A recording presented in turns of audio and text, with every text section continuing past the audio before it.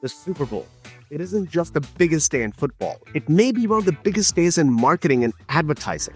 So much so that over time, the NFL has increased the number of breaks to accommodate ads, even adjusting the game format. Brands have used the stage not just to advertise, but to create moments that stick. But are those $7 million ad slots really worth it? Let's look at the numbers. Super Bowl ad prices have jumped 218% in the last 20 years. But they do deliver massive reach, 110 million viewers, averaging less than 7 cents per impression. That's a CPM many of us dream of in our campaigns. But here's the catch. When you add production costs, the celebrity power, your budget can easily double. Now, you don't need to rely on celebrities to make a great Super Bowl campaign. In fact, this reliance on star power has faced criticism, as Seth Macklin from Forbes and I have discussed. The Super Bowl just went by. Who do you think won from a media perspective? Who did it right? And, what's your take? Yet again, too many, not everyone, but too many treated celebrity as a strategy.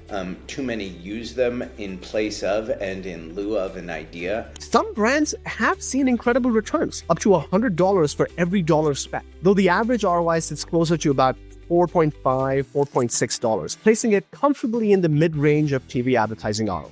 Before we go any further, let me clarify. This is my perspective, but the numbers and data I'm quoting are sourced from established publications like Kantar and Forbes. Back to the real ROI. It's about the ripple effect. Super Bowl campaigns spark a 16% increase in word of mouth for a month after the game, with online conversations surging by 68% in the 3 days following. For the right brand, Super Bowl isn't just an ad. It can be a game changer. Take CeraVe's recent campaign with Michael Cera. For me, this ad hit all the right notes. Before the Super Bowl, they ran guerrilla-style clips of Cera casually showing up in stores, picking up the bottles, and doing funny skits. It felt fresh, unscripted, and true to his personality. What stood out was that Michael Cera isn't your typical celebrity endorser. If you think about Roger Federer, Lionel Messi, Cristiano Ronaldo, they do everything with every brand, but you don't see Cera pitching products all the time. So it felt authentic. By the time the Super Bowl ad aired, it wasn't just funny, it was part of a bigger story that had already taken over social media. Great and effective Super Bowl commercials aren't just about the spot aired on the day.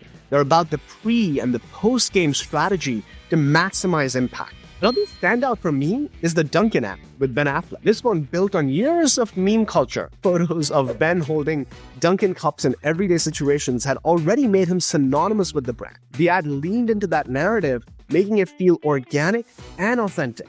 But here's the thing. Without that pre-existing connection, the ad might have felt forced or completely out of place. This is what makes great marketing. It builds on stories your audience is already invested in.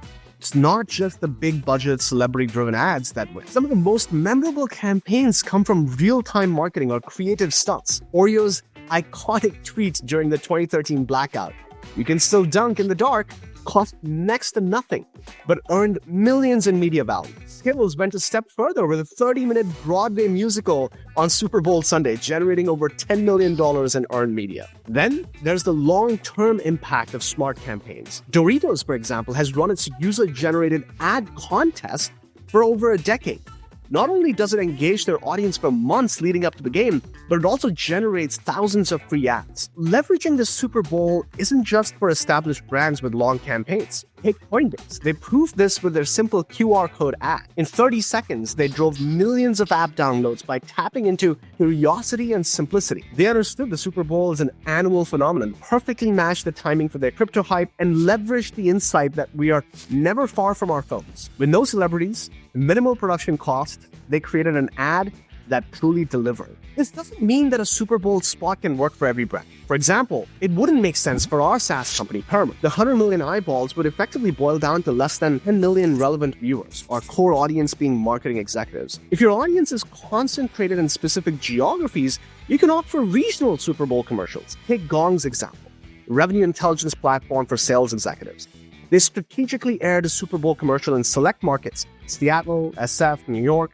This targeted approach led to the company's largest ever sales pipeline number for that quarter. They understood where their audience was and leveraged the Super Bowl with geographically precise campaigns. For a well-funded startup with a truly broad market base, however, a $7 million spot could work, could deliver overnight broad awareness. But to truly gauge the success, you would need to consider more than just awareness. Whether you're an established brand or using it as a launchpad, you need to see the metrics, the traffic, the engagement, the sales. If these stayed flat throughout, then what was the point? Yes, you can track things like brand equity and awareness. There's nothing wrong with that. But you have to have an increase in your business metrics that's helpful. But if there's no tangible impact in your business, you clearly missed the mark. So you need to think about how to move the needle for your business, not just for your reputation. Rihanna has the proof. In 2023, she performed at the halftime show for free. Her performance gained her 3 million Instagram followers,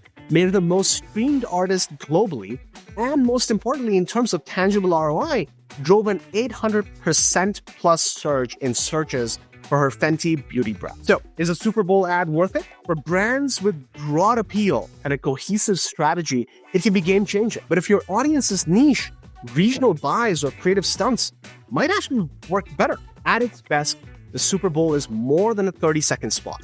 It's a launchpad for culture, for conversation, and connection. So if you're planning your next big move, make sure it's one your audience will remember. For more insights like these, subscribe and share your favorite Super Bowl ad in the comments. Would love to hear from you.